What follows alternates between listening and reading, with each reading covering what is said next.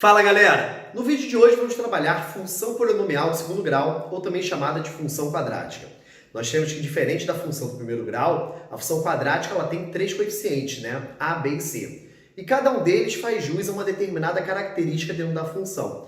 Então a gente vai falar sobre soma e produto das raízes, vamos falar sobre máximos e mínimos, vamos trabalhar com as raízes, obviamente, e a gente vai ver justamente essas características dos coeficientes. Vamos lá! Então, na primeira parte da nossa aula, a gente vai trabalhar com a função, né? Mostrando como é que ela funciona no seu formato inicial. Então, vamos começar falando sobre a função completa, do tipo ax ao quadrado mais bx mais c, né? Sendo que essa função também pode vir representada por y. Y é igual a ax ao quadrado mais bx mais c. Nós temos aqui dentro da função, muitas vezes o cara vai falar assim, igual a zero e faz Bhaskara. Só que não necessariamente a função ela precisa, né, ter o cálculo das raízes primeiro como solução. Muitas vezes a gente nem está querendo saber como é que são as raízes da função. A gente quer apenas analisar a concavidade, analisar justamente crescimento e decrescimento. Então essa parte das raízes é algo que é bem específico para algumas questões. Beleza? Bem, em relação à concavidade, nós temos que o A é o que diz sobre a concavidade, né? Quando o A é positivo, a concavidade virada para cima, e quando o A é negativo, a concavidade virada para baixo. Muitos professores ficam meio ressabiados em relação a falar sobre o A como sendo coeficiente angular. É porque normalmente quando a gente fala sobre coeficiente angular na função do primeiro grau, nós temos aí que ela expressa justamente uma relação de ângulo, né, com o eixo x. Só que o coeficiente A em qualquer tipo de função, ele faz com que a função tenha uma determinada deformidade. Então, ele é o coeficiente angular. Nós temos que no do primeiro grau define se a reta é crescente, decrescente, e se o A for igual a zero é constante. Na do segundo grau, concavidade para cima ou para baixo. E nós temos aí que o entortamento da função depende justamente do coeficiente da frente. Então, por exemplo, uma função do terceiro grau, se nós tivermos um coeficiente ax ao cubo, nós temos aí que esse coeficiente ax ao cubo vai dizer se a função ela tem esse formato ou tem esse formato assim. Tá? Então, nós temos aí que o A é o coeficiente angular de qualquer função polinomial, que ela vai falar a respeito da declinação das concavidades da função. Ok? Então, vamos lá. Nós temos aí que dentro dessa função, né, a gente sabe sobre o coeficiente A, já vamos falar do coeficiente B e C, só que no primeiro momento a gente vai ter o seguinte, quando a gente fala sobre a função dentro do plano cartesiano, nós temos que a função do segundo grau, ela necessariamente intersecta o eixo y e não necessariamente intersecta o eixo x. Nas funções do primeiro grau, elas sempre intersectam o eixo x e y, com exceção da função constante, obviamente. Então, quando a gente tem a função do primeiro grau, crescente ou decrescente, então elas sempre intersectam o eixo x e o eixo y. Só que no caso da segundo grau, não necessariamente. Se a parábola for chamada uma parábola flutuante, ela não vai interceptar o eixo x, consequentemente é uma parábola onde não tem raízes reais. A gente vai comentar isso daqui a pouco. Então, dentro das características básicas da função, nós temos esse aqui é o formato da função sendo completa. Nós temos aí sua concavidade virada para cima ou para baixo, dependendo do coeficiente A. Nós temos aí que o termo independente da função polinomial, que no caso aqui é o C, na função do primeiro grau é o B, é onde intersecta o eixo Y. Então, nesse caso daqui, é o nosso C. Por que isso? A partir do momento que a função intercepta o eixo Y, automaticamente o x vale zero. Então, se o x vale zero, vai zerar essa parte, vai sobrar apenas o termo dependente. Então, numa função polinomial de qualquer grau, você quer saber aonde ela intercepta o eixo y, basta analisar o termo dependente. Se não tem termo dependente, automaticamente a função passa pela origem. Então, é um ponto importante. Bem, em relação ao corte no eixo x, quando corta o eixo x, aí quem vale zero é o y, né? Então, nós temos aqui, eu representei com uma função interceptando em dois pontos, né? Então, ele tem duas raízes, que é o que nós vamos falar agora. Então, a partir do momento que o y vale zero, é o que nós chamamos de zero ou raiz da minha função. Então, é o momento onde a função assume o valor zero. A partir do momento que a função assume o valor zero, consequentemente, a gente cai numa equação quadrática, né? A equação do segundo grau. Daí que vem a ideia de aplicar a fórmula de Bhaskara. Então, quando a gente estuda equações quadráticas lá no nono ano, lá no ensino fundamental, a gente só fica fazendo Bhaskara, né? Nesse caso, não. A gente está analisando dentro de um plano cartesiano uma função. E a partir do momento que o y vale zero, aí nesse momento há a necessidade de aplicar a fórmula de Bhaskara e, em especial, quando a função ela é completa. Quando é incompleta, a gente vai ver no próximo quadro que não há essa necessidade, beleza? Então, nós temos aqui que a utilização da fórmula de Bhaskara, né, passa justamente pelo reconhecimento do delta, né, que é o nosso discriminante, e a fórmula completa é menos b mais ou menos a raiz do delta, que é o nosso b ao quadrado menos 4ac, sobre 2a, né? Então, essa daqui é a fórmula de Bhaskara.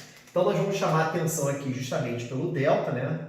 Que é o b ao quadrado menos 4ac, onde o seu nome real é chamado de discriminante. Nós temos que o nome discriminante é porque a função do segundo grau ela pode ser discriminada de três formas distintas, né? Com o delta positivo, nós teremos duas raízes completamente distintas. Quando o delta é igual a zero, nós temos duas raízes iguais, o que graficamente vai aparentar que nós temos uma única raiz. E quando o delta é igual a um número negativo, né, o delta é negativo, nós temos que essa função será uma parábola flutuante, ou com cavidade virada para cima, ou com cavidade virada para baixo. Então, vou escrever essas informações aqui, que elas são de extrema importância, né? Então, nós temos aqui delta maior do que zero. Então, o delta foi um número positivo, nós teremos mais ou menos a raiz desse número positivo. Então, nós temos aqui duas raízes reais e completamente distintas. A partir do momento que o delta é igual a zero, ao tirarmos mais ou menos a raiz de zero, vamos ter mais ou menos zero, né? Então, nós teremos o que nós chamamos de duas raízes reais iguais, o que graficamente vai ser uma única raiz.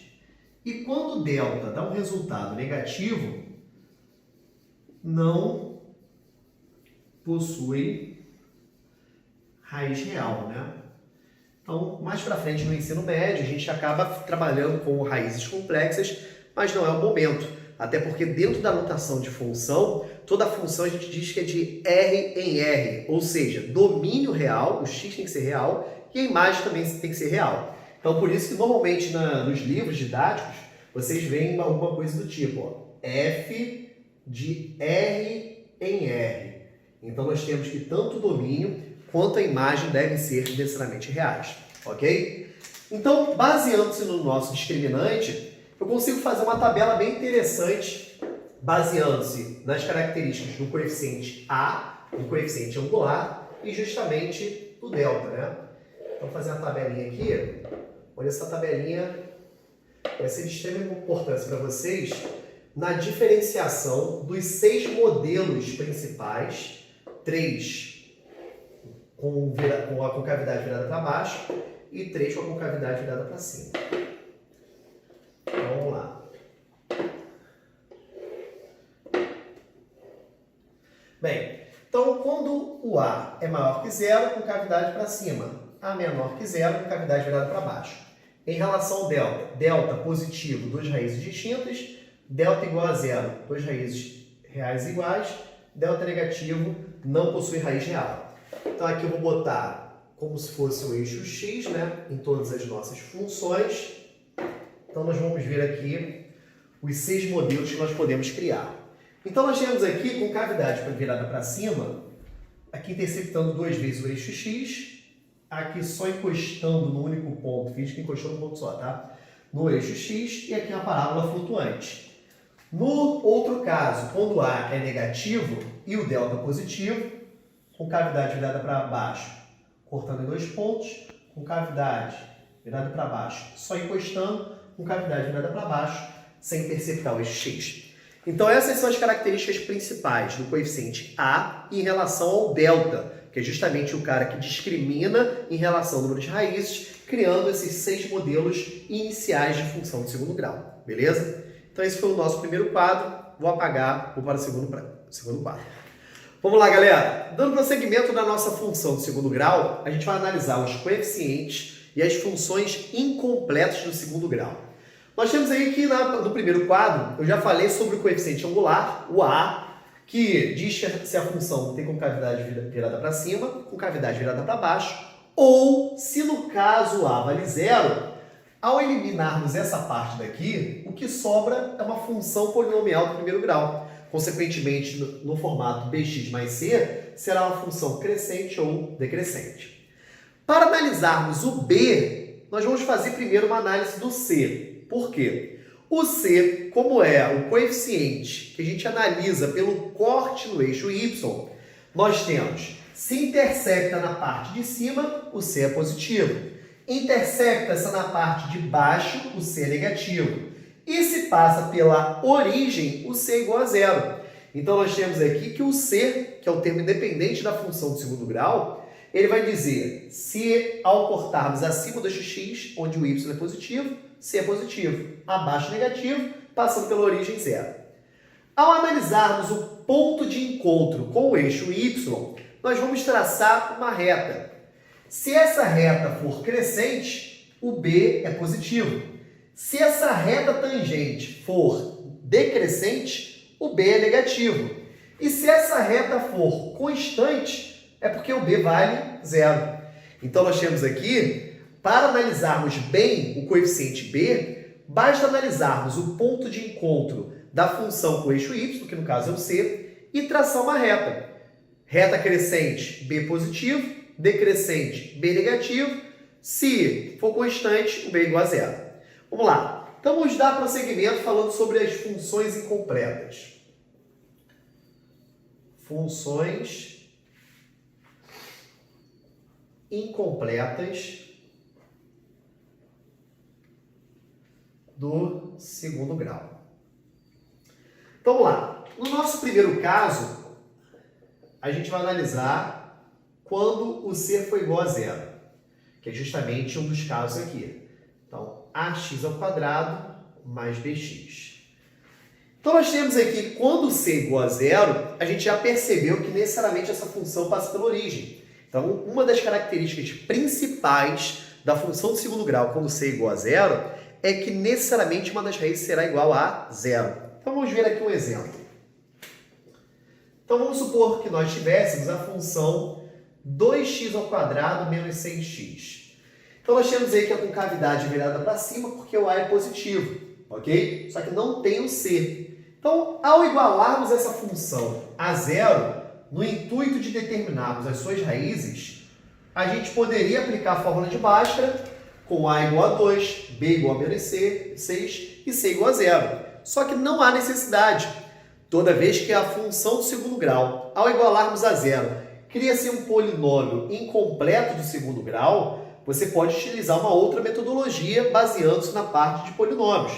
Nesse caso daqui, nós podemos colocar sempre o x em evidência.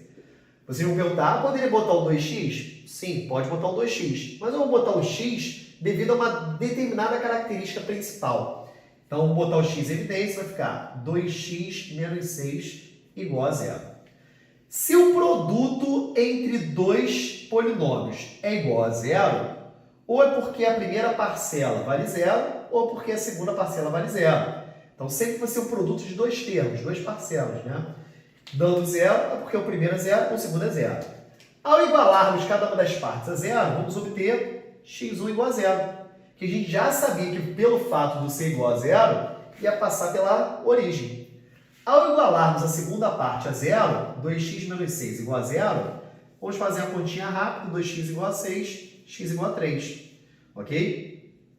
Que eu descobriria da mesma forma se eu botasse o 2x em evidência. Só que ao botarmos só o x, a gente já determina essa raiz mais rápido. Então por isso que eu prefiro botar primeiro o x em evidência, ok? Então vamos lá. Para a construção desse gráfico agora, nós temos que analisar o coeficiente A, que vai dizer a respeito da concavidade, e pelas raízes nós temos aqui, né, que são iguais a 0 e 3. Então, o esboço desse gráfico aqui é uma função desse tipo, passando aqui pela origem e cortando no 3. Então, como característica fundamental do polinômio incompleto do segundo grau, quando, no caso, o c é igual a 0, é o fato de termos uma das raízes iguais a 0 e a função passando, consequentemente, pela origem. Então, vou botar aqui, ó, quando c for igual a 0, uma das raízes é nula. É a característica dessa função. E completa a informação com o passar pela origem, que é extremamente importante. Bem, no nosso segundo caso aqui, nós temos o b igual a 0, segundo caso. Y é igual a ax ao quadrado mais c. Então, nesse caso aqui, é o b sendo igual a 0. Então, sendo b igual a 0, a gente vai ver que essa reta ela será constante. Só que tem uma característica a mais aí em relação à função. Então, vamos ver o nosso exemplo, uma função do tipo y é igual a x ao quadrado menos 9. Então, nós temos que o a vale 1 e o c vale menos 9. A parábola também com cavidade virada para baixo. Ao igualarmos essa função também a 0, para determinarmos as suas raízes, novamente eu não preciso aplicar a fórmula de Bhaskara. Eu falei que regionais incompletos não há necessidade de fazer isso. Basta, nesse caso aqui, passar o 9 para o outro lado, x ao quadrado igual a 9. Na operação inversa do quadrado, vamos fazer mais ou menos a raiz. Consequentemente, nós teremos mais ou menos 3. Então, nós temos aqui, quando a função tem o b igual a 0, as raízes sempre serão simétricas, o que vai ocasionar justamente essa característica do gráfico. Então, nós temos 3 e menos 3, 4 e menos 4, 5 e menos 5. Então, é assim que funciona. Obviamente, quando a função tem raízes. Lembrando que a gente pode ter o delta igual a 0. Só que, mesmo assim, ela vai ser simétrica, mesmo tendo as raízes complexas. Então, o esboço desse gráfico aqui tem essa característica. Ó. Então, nós temos aqui o nosso plano cartesiano. Fazer um esboçozinho rápido, onde a nossa parábola, com cavidade virada para cima, lembrando que foi horrível, mas tudo bem. Vou fazer melhor. Ela intercepta aqui no menos 9, que é o nosso c, e nós temos que as duas raízes são simétricas entre si, menos 3 e 3. Então, nós temos aqui como observação que eu vou deixar em relação às raízes é quando b igual a 0, as raízes são simétricas. Beleza? E o último caso seria o b e o c ambos sendo iguais a 0, né? Vou fazer um rascunhozinho aqui sobre uma observação da função. Deixa eu deslocar essa parte. Não, tá bom, aqui acho que dá. Vou botar aqui terceiro caso pequenininho, que seria uma função y igual a ax ao quadrado apenas. Então, nesse caso aqui, tanto b quanto c são iguais a 0. Nós temos aí, quando os dois são iguais a 0, né, essa função só tem uma raiz, que é a própria origem. E aqui eu vou esboçar vários gráficos para a gente analisar a concavidade e vocês vão criar uma nova conclusão em relação à função, que é justamente na característica sobre o coeficiente A dentro da função polinomial do segundo grau. Então, nós temos aqui, ó,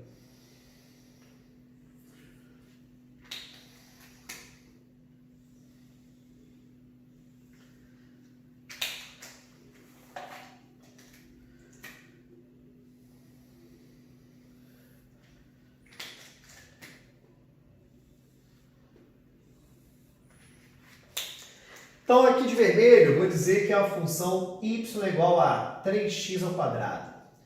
De azul vou dizer que é y é igual a 2x ao quadrado. De verdinho vou botar a função y é igual a x ao quadrado. E esse azul virado para baixo, y é igual a menos 2x ao quadrado. Então nós temos aqui que quanto maior é o coeficiente angular da função do segundo grau, nós temos que essa função vai ficar mais fechada. Então estou aumentando o A, a função vai fechando, fechando, fechando. Conforme eu vou diminuindo A igual a 2, 1, meio, 1/3, ela vai abrindo. Se o A fica igual a 0, vira uma reta. Se o A ficar negativo, ela fica com cavidade virada para baixo. Então nós temos aqui que esse caso especial acaba nos dando uma nova ideia da função polinomial de segundo grau, que diz que quanto maior é o coeficiente angular, mais fechada é a função. Quanto menor, mais aberto. Se ele fica negativo, automaticamente a função tem a concavidade virada para baixo. Beleza?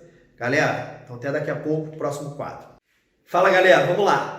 Nós temos aí que dentro desse quadro a gente vai expressar sobre os aspectos maximizantes e minimizantes da função.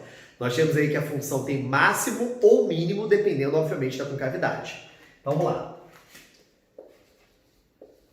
Máximo ou mínimo. Nós temos aí que, independente se é máximo ou mínimo, nós temos aqui que essa função, né, tem um vértice de coordenadas x do vértice e y do vértice. Nós temos que a fórmula do x do vértice é dada por, vou botar aqui, menos b sobre 2a, que é dada pela média aritmética entre as raízes, que eu já vou demonstrar para vocês. E o y do vértice é menos delta sobre 4a.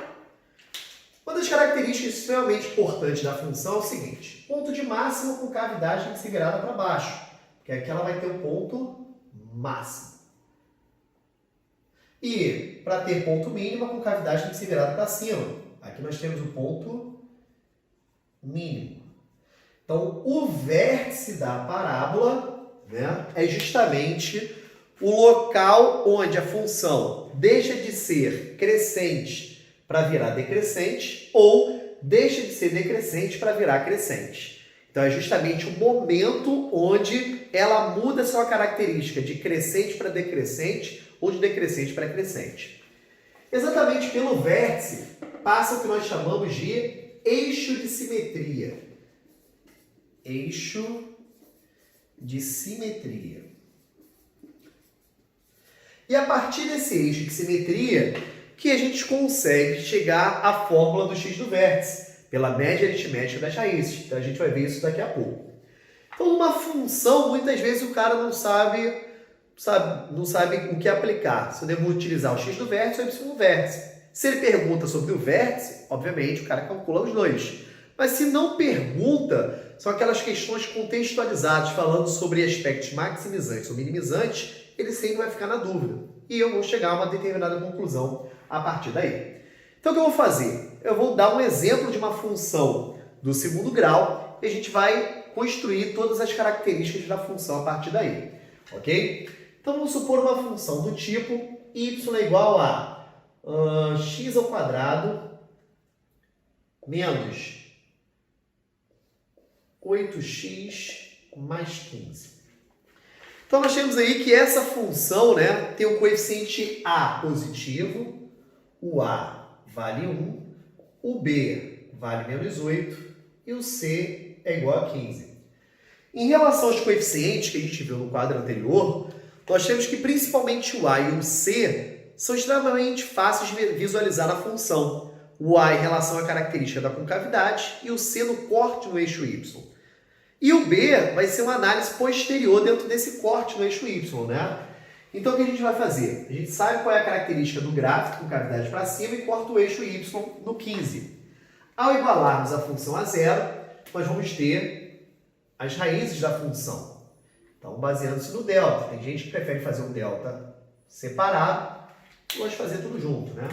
Então, nós temos x é igual a menos o b, que é negativo, mais ou menos a raiz de b ao quadrado menos 4 vezes a vezes c sobre 2a. Esse delta aqui já vai mudar a cor, porque a gente vai reaproveitá-lo para a característica do y do vértice. Nós temos aqui que vai ficar 64 menos 60. 64 menos 60 sobre 2, x é igual a 8, mais ou menos a raiz quadrada de 4, que é um delta positivo, consequentemente duas raízes distintas. Então aqui vai ficar x é igual a 8 mais ou menos 2 sobre 2. Assim eu terei de x1 10 sobre 2, 5, x2, 6 sobre 2 dá 3. Então nós temos aqui duas raízes, inclusive, positivas. Então, ao esboçarmos esse gráfico dentro do plano cartesiano, a gente vai ter algumas certezas interessantes, né? Em relação tanto aos coeficientes quanto às raízes, que a gente já conhecia justamente dos quadros anteriores. Então, nós temos aqui uma parábola com cavidade virada para cima, tem raízes 3 e 5 e intercepta o eixo y no 15. Essa função, ela tem ponto mínimo, ela não tem ponto máximo. Para ser ponto máximo, a concavidade deveria ser virada para baixo. Qual é o detalhe? Nós temos aqui, como pelo vértice passa o eixo de simetria, não há necessidade de você aplicar a fórmula do x do vértice, que é menos b sobre 2a. Por quê? Porque o lugar geométrico equidistante às raízes é a média aritmética entre as raízes. 5 mais 3, 8 sobre 2 dá 4. Então, se você fizer o teste, você vai ver que se pega x1, soma com x2 e divide por 2, dá exatamente o x do vértice. Eu não vou provar toda a fórmula agora para vocês, porque senão o vídeo fica extremamente cansativo, né? E não é a ideia que a gente tem para o nosso curso. Bem, então aqui, ao jogarmos no x do vértice menos b, que é menos 8, sobre 2 vezes o a, que é 1, vai ficar 8 sobre 2, que é igual a 4. A gente chega à mesma característica. Então, lembre-se que o x do vértice, a fórmula do x do vértice é obtida pela média aritmética das raízes. Soma e divide por 2, você vai ter o x do vértice. E o y do vértice, se você não lembrar a fórmula, basta pegar esse resultado e jogar lá na função. Pegou o 4 e jogou aqui no lugar do x, você vai ter o y correspondente, que é justamente o par ordenado do x do vértice, que é o y do vértice. Então, para a gente utilizar a fórmula aqui, eu vou ter menos delta sobre 4a. O delta é o cara que está dentro da raiz. Então, vai ficar menos delta sobre 4 vezes a. Então, vai ficar menos 4 sobre 4, que é igual a menos 1. Então, intercepta o eixo nós temos aqui que o y no vértice no eixo y é menos 1. Então, nós temos concavidade virada para cima, porque o a é positivo, intercepta no 15, que é o c, as raízes são calculadas pela fórmula de Bhaskara, e nós temos que o x do vértice é média aritmética, e o seu par ordenado, que é o y do vértice, poderia obter jogando lá na função, ok? Aqui eu fiz a opção de jogar na fórmula mesmo, tá? Então, nós temos aí que muitas vezes o problema está na interpretação de uma questão. O cara está falando lá, por exemplo, que o lucro de uma empresa é dado pela função. Lucro em função do número de peças é dado por menos 2n ao quadrado mais 100n menos 3.000, por exemplo. Então, nós temos aqui uma questão, vamos supor que falasse sobre o lucro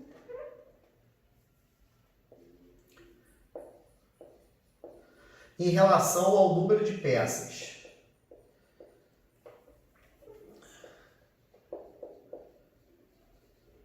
Ok? Então, essa é a nossa função do lucro de uma empresa em função do número de peças. Ah, mas Vitor, se eu substituir ali n igual a 1, vai dar um valor negativo. Até porque se todo mês eu vendo uma peça só, eu vou acabar saindo no prejuízo, né? Então, por isso que eu tenho alguns gastos mínimos, né, mensais, como aluguel, imposto, etc e tal. Eu tenho que vender mais peças para que se torne algo atrativo para mim. Então, nós temos aí que essa é a função que nós chegamos. Então, como dentro de uma questão eu vou saber se eu devo utilizar o x do vértice ou o y do vértice? Se a pergunta está em relação ao lucro, qual o lucro máximo, nós vamos utilizar o y do vértice, porque a pergunta está em relação ao y. Se a pergunta está falando a respeito do número de peças que eu preciso vender para ter o lucro máximo, aí será o x do vértice. Lembrando que o nome máximo e mínimo é relativo ao y do vértice. Nós temos aqui que é o menor valor que o y assume, o menos 1. Não é o menor valor que o x assume. Dá para ver que o x do vértice é 4, tem um 5, a função ela vai abrindo, né? 6, 7, 8, 9, tem vários valores. Até porque o domínio tem que ser real, a gente vai utilizar todo o domínio. A imagem que é limitada, do menos 1 para cima. Essa função a gente diz que a imagem dela tem um y maior ou igual a menos 1, né? Então nós temos aí que o ponto mínimo, né? O valor mínimo da função é menos 1. Então nós temos aí que o nome maximizante e minimizante, máximo e mínimo, é relativo ao y do vértice, não ao x do vértice. O x do vértice é o agente que torna máximo ou mínimo. Então, qual é o lucro mínimo? Qual é o lucro máximo? Eu estou querendo saber ali o y do vértice. Nesse caso, só tem como ter lucro máximo, que é a concavidade virada para baixo. Quantas peças eu preciso vender, o agente, para tornar o lucro máximo? Opa, eu estou querendo saber alguma coisa ligada ao x do vértice. Então, nós temos aí que a diferença está na pergunta, se é o lucro máximo ou o agente que vai tornar o lucro máximo. Então, isso vai diferir na hora da prova de uma determinada questão, se eu devo fazer o uso do x do vértice e y do vértice. E com certeza absoluta, numa prova múltipla escolha, o cara vai botar numa determinada múltipla escolha o x do vértice, na outra o y do vértice, justamente para poder causar essa dúvida, beleza? Então, daqui a pouco a gente volta. Vamos lá, galera. Dando prosseguimento aí, vamos falar sobre soma e produto das raízes. Nós temos que a soma das raízes é dada por menos b sobre a e o produto das raízes c sobre a. Então tem que tomar um cuidado, primeiro porque o x do vértice tem a fórmula menos b sobre 2a. Muitas vezes o cara confunde um com o outro. Então nós temos soma, menos b sobre a, produto c sobre a. Quando o a da função é igual a 1, muita gente até faz o cálculo das raízes por aquele métodozinho da soma e produto. Então já já a gente vai falar sobre isso. Então nós temos aqui que a soma, ela expressa o x1 mais o x2. E nesse caso o produto é o x1 vezes o x2. Dentro de algumas características bem peculiares, por exemplo, quando c é igual a zero, nós temos que uma das raízes é igual a zero. Então, quando eu vou fazer o produto sempre vai dar zero. Então, é uma das coisas que tem que ficar ligado sobre isso. A gente viu também nas funções incompletas que quando b é igual a zero, as raízes são simétricas. Sendo as raízes simétricas, quando a gente faz a soma aqui dá zero. Então, quando você tem o c igual a zero, automaticamente o produto dá zero. Quando b igual a zero, a soma que vai dar zero. Então, dentro da soma e produto também tem essa relação bem interessante, tá? Para as funções que são incompletas no segundo grau. Bem, no quadro anterior a gente fez o gráfico da função y igual a x ao quadrado menos 8x mais 15, né? Então, na hora que eu igualei essa função a zero, nós determinamos duas raízes. Então, vou utilizar isso aqui só para ficar mais rápido. Ao igualarmos a zero, a gente descobriu que x1 foi 5 e o x2 igual a 3. A ordem não vai fazer a menor diferença para a gente, tá? Então, nós temos aqui, ao colocarmos isso dentro do plano cartesiano, a influência da soma e produto não vai fazer a menor diferença para a gente, tá? Então, eu tinha montado um gráfico parecido com esse aqui para gente. Então, botei aqui que a raiz era 3, a outra era 5, aqui interferia no y o 15, x do vértice 4, y do vértice menos 1. O detalhe aqui em relação das raízes é o seguinte: como nós temos que o A vale 1, automaticamente com essa característica, a função do tipo y é igual a x ao quadrado, com o A igual a 1, nós temos que o B se torna menos a soma. E nós temos que o C se torna o produto. Então, se a gente analisar aqui, menos B. Então, menos B vai dar 8, que é a soma das raízes. E o C é justamente produto, que é a multiplicação das raízes.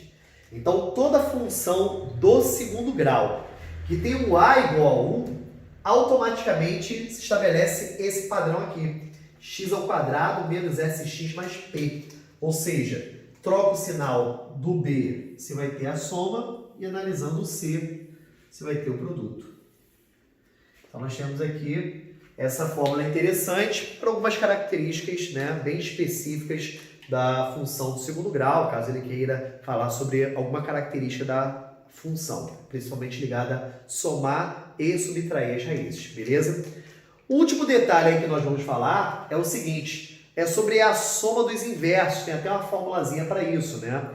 Quando a gente fala sobre a soma dos inversos das raízes, que eu vou pegar 1 sobre x1 mais 1 sobre x2.